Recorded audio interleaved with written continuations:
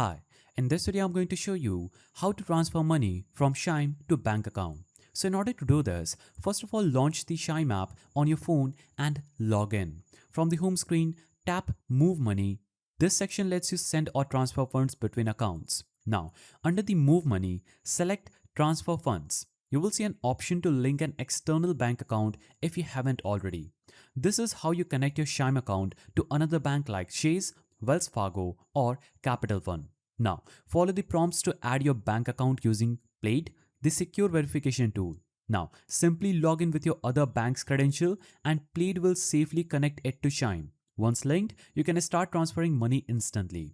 Type in how much money you want to move, double check the details, the amount, the destination bank, and the account type. And transfers from Chime to an external bank typically take 3 to 5 business days to complete. Tap Transfer to send your funds, and you will get a confirmation in the app.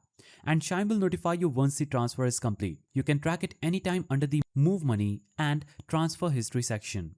A tip: if you need faster access, try using Chime's instant transfer option to compatible debit cards.